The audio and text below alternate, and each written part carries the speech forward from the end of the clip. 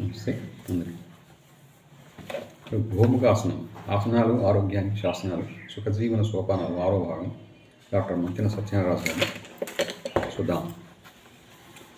గోముఖాసనంలో మోకాళ్ళు రెండు ఒకదానిపై ఒకటి చేర్చి ఉండడం వలన ఆవు ముఖారాన్ని పోలి ఉండడం, అందుచేత ఈ ఆసనానికి గోముఖాసనం అనే పేరు వచ్చింది. చేయి విధానం. ఈ ఆసనాన్ని కూడా 2 సార్లుగా చేయవలసి వస్తుంది. ఒకసారి కుడి సంబంధంగా, మరోసారి ఎడమ సంబంధంగా చేయాలి. ముందు కుడి భాగాన్ని చేద్దాం.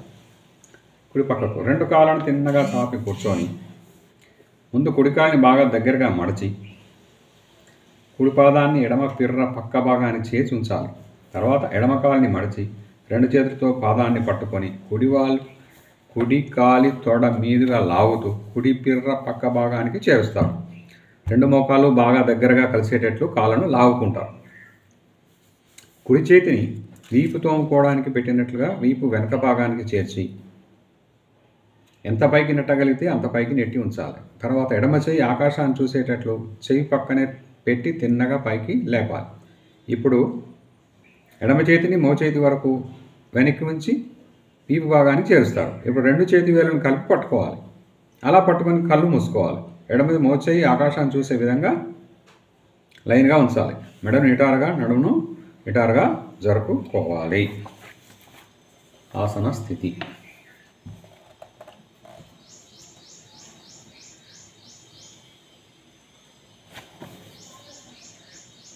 రెండు చేతులను బాగా దగ్గరగా పట్టుకునేటట్లు ఆగే ప్రయత్నం చేసి గోముఖాసనం 90 డిగ్రీలు ఉండేటట్టు జాగ్రత్త పడి మనసును కుడి చేయి జబ్బ భాగంపై లగ్నం చేసి అలా ఉండగలిగినంతసేపు అలానే ఉండాలి. కుడి జబ్బ దగ్గర పిండినట్లు ఎక్కువ నొప్పి వస్తూ ఉంటుంది. ఆ నొప్పిని ఓర్చుకోగలిగినంతసేపు ఉండే ప్రయత్నం చేస్తారు. ఉండలేనప్పుడు 2 చేతులు వదిలేసి ముందు పై చేయిని మెల్లగా దించి తర్వాత కింద పెట్టిన చేయిని జాగ్రత్తగా మెల్లగా తీయాలి. తర్వాత ఎడమ కాలిని ముందుకు చాపి కుడి కాలిని మెల్లగా తీసి 2 కాళ్ళను చాపుకుంటారు. తర్వాత విశ్రాంతి స్థితి. 2 కాళ్ళను ఫ్రీగా చాపుకొని 2 అరచేతులను నేలకు ఆనించి మెడను ఫ్రీగా వెనక్కి వాల్చి సుఖాసనంలో విశ్రాంతి తీసుకోవాలి. మనసును శ్వాసలపై పెట్టి 1 నిమిషం పాటు అలా ప్రశాంతంగా ఉండాలి. ఈ విశ్రాంతి సమయంలో ఆసనంలో ఉండగా కాళ్లకు చేతులకు ఆగిన రక్త ప్రసరణ అంతా ఎప్పుడు స్పీడ్గా ముందుకు నడిచి ఆసనంలో కూర్చొని ఉండగా నొప్పి వచ్చిన భాగాలకు మరింత ఎక్కువ రక్తం అందే ప్రయత్నం జరుగుతుంది. ఇలా విశ్రాంతి ఇవ్వకపోతే ఆ ఫలితం రాదు. జబ్బ నొప్పి, చేయి తిమ్మిర్లు, కాలు తమ్మిర్లు వంటివి పూర్తిగా పోయి చేతులు కాళ్ళు మామూలు స్థితికి వచ్చే వరకు అలా విశ్రాంతిలో ఉండాలి.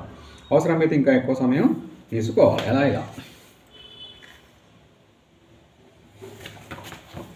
ఎడవ పక్కకి ఇప్పుడు ఎడవ కాలుని కింద పెట్టి కుడి కాలిని పైకి పెడతారు. అలాగే ఎడమ చేతిని కింది నుండి వెనక్కి పెట్టి కుడి చేయిని పైనుండి వీపు వెనుక భాగానికి పెట్టి 2 చేతులను కలిపి పట్టుకొని ముందులో అన్ని నియమాలు పాటిస్తూ అలానే చేయాలి. ఈ ఆసనం నుండి మెల్లగా తీసి విశ్రాంతి ఆసనంలో 1-2 నిమిషాలు పూర్తిగా తీసుకోవాలి. వేరే పద్ధతులు ఇవి కాకుండా వేరే పద్ధతులు ఏమైనా చూద్దాం. తొడలు బాగా లావు ఉన్నవారికి, పక్కలు బాగా లావు ఉన్నవారికి కాళ్ళను అలా పెట్టి కూర్చోవడానికి రావు. అలా కూర్చోవడానికి రాకపోతే ఆసనాన్ని మనకూడదు.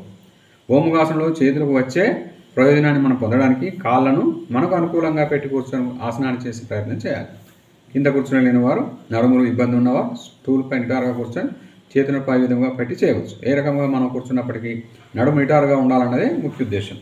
గోముఖాసనంలో కూర్చోవలసిన విధం కూర్చుంటే చేతులకు ఫలితం వచ్చినట్లుగా కాళ్ళకు మంచి ఫలితాలు వస్తాయి. అలా కాకుండా ఇప్పుడు చెప్పబోయే విధంగా కూర్చుంటే చేతులకు ఫలితం పూర్తిగా వస్తుంది, కానీ కాళ్ళకు మాత్రం ఏమీ ఉండదు. 3 రకాల దీన్ని కూర్చొని చేయొచ్చు. ఒకటి వజ్రాసనంలో 2 కాళ్ళను వెనక్కి మడిచి పిర్రల కింద 2 పాదాలను పెట్టుకొని కూర్చొని చేతులను పైనుండి కింద నుండి పట్టుకొని ఇలా చేయవచ్చు. వజ్రాసనంలో కూర్చొని చేతులను మార్చుకుంటారు. వజ్రాసనంలో కూర్చొని చేతులని మార్చుకుంటారు. ఈ కాళ్ళను మార్చాల్సిన పని ఉండదు. రెండవది అర్ధ గోముఖాసనం.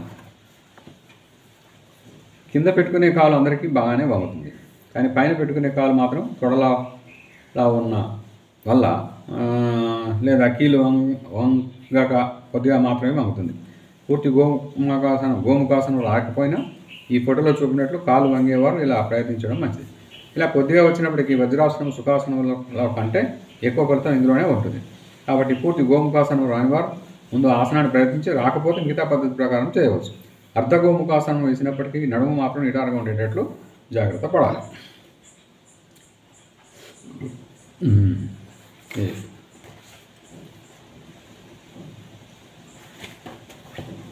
నెక్స్ట్ సుఖాసనంలో వజ్రాసనం, అర్ధగోముఖాసనం రాని వారు కూడా ఉంటారు. అలాంటి వారు ఈ ఆసనంలో కూర్చొని చేయవచ్చు. ఏది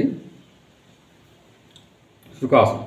కొంతమందికి జబ్బులు బాగా లావుగా ఉన్నందువల్ల మరి కొంతమందికి కీళ్ళు పట్టేసి చేతులు సరిగా అందకపోయినప్పటికీ ఎంతవరకు చేతులను నెట్టుకోగలిగితే అంతవరకు నెట్టి ఆపడం వల్ల లాభం బాగానే ఉంటుంది. ఇంకా అందుకోవాలని ప్రయత్నం చేయాలంటే పైన పెట్టే చేతిలో జేబు రుమాలను చుట్టు పెట్టుకొని జేబు రుమాలు వెనక్కి వేలాడదీసి ఆ జేబు రుమాలను కింద చేతితో పట్టుకొని చేతులను మెల్లగా ఆ జేబు రుమాల సహాయంతో జరుపుకోవచ్చు. ఒకరు చేస్తూ ఉండి ఆ చేతులు అందకపోతే మరొకరు ఆసనాలు తెలిసిన వారు చేతులను కొద్దిగా కదిపి అందించే ప్రయత్నం చేయవచ్చు. జాగ్రత్తగా నెట్టకపోతే గుళ్ళు జారుతాయి. చేతులు పూర్తిగా అందకపోయినప్పటికీ ఆసనం వేసినప్పుడు నొప్పులు బాగా వస్తుంటే ఫలితం మీకే ఎక్కువ వస్తుంది. ఏం విధంగా వద్దు. నెక్స్ట్ తప్పు స్థితి. ఇంత సులభమైన గోముఖాసనంలో కూడా చాలామంది ఏదో ఒక తప్పు చేస్తూ ఫలితాన్ని పొందుతూ ఉంటారు. ముఖ్యంగా చేసే తప్పుల్లో పై చేయిని నిటారుగా ఆకాశాన్ని చూసేటట్లు పెట్టకపోవడం. అందరికీ పై చేయి బాగానే వెళ్తుంది, కొత్త నెట్టి చేయిని అక్కడే ఆపేస్తారు. ఇంకా నెట్టాలని ప్రయత్నించి లైన్గా ఉండేటట్లు చూసుకోవాలి. ఇలాగ కింది చేతిని కూడా బాగా జరిపి పైకి నెట్టాలి. అలా చేయకుండా ఏదో వెనక్కి పెట్టాంలే అంటే ఫలితం రాదు. నడుము ముందుకు వంచితే చేతులకు బిగింపు రాదు, దాంతో ప్రయోజనం రాదు. ఎంతసేపు ఉన్నా చేతులు సుఖంగానే ఉంటాయి. ఫోటోలో మెడ చేయి రెండు ముందుకు వంగాయి.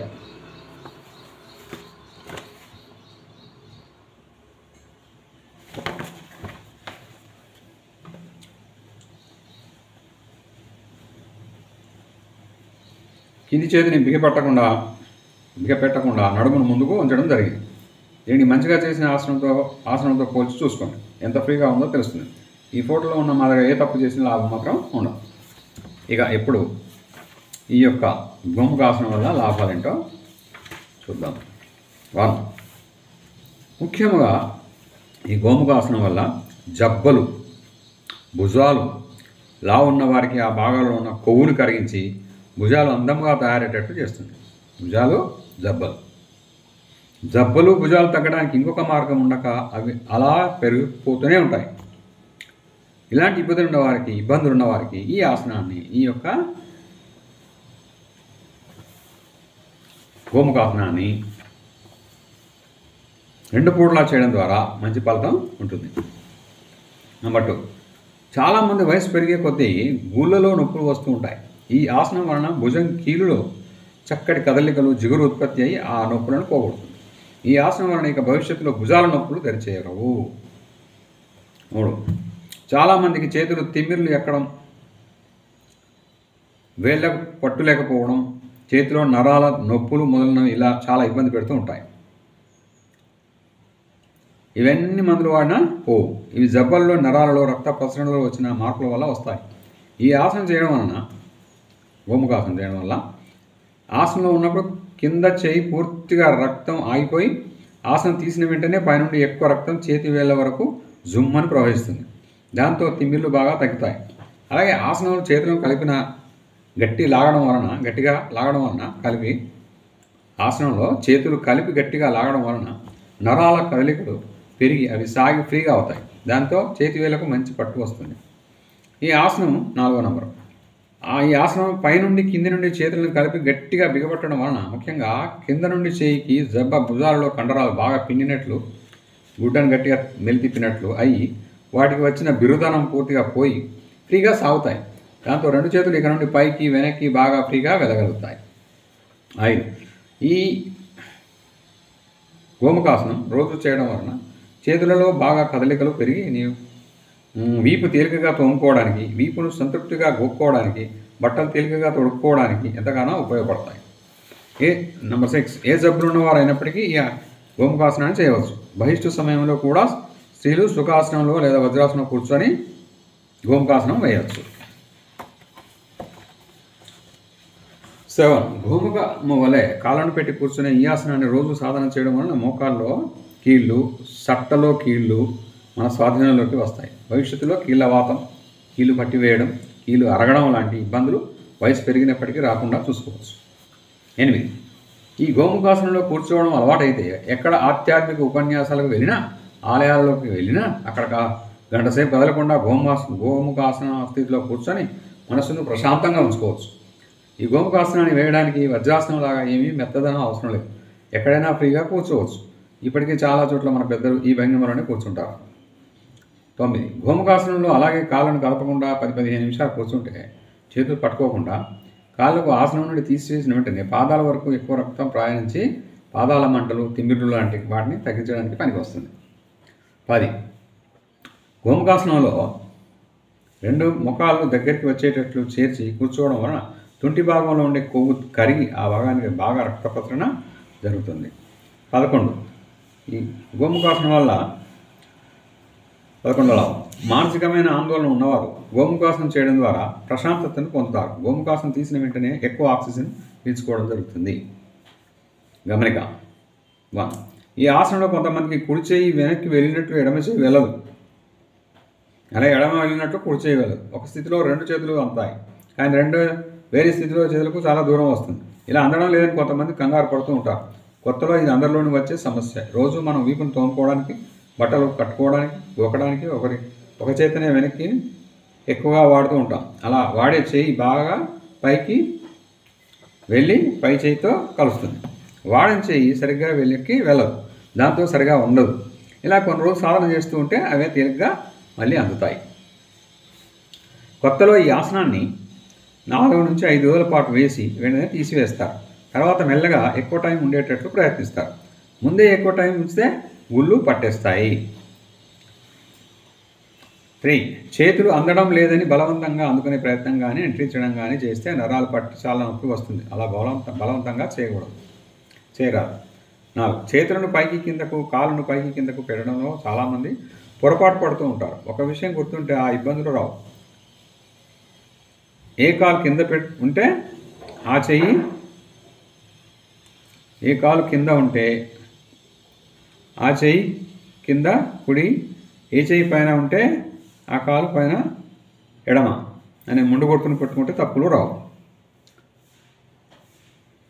ఏ కాలు కింద ఉంటే, కుడి కాలు కింద ఉంది, ఆ చెయ్యి కింద కుడి, ఏ చెయ్యి పైన ఉంటే ఎడమంటే ఆ కాలు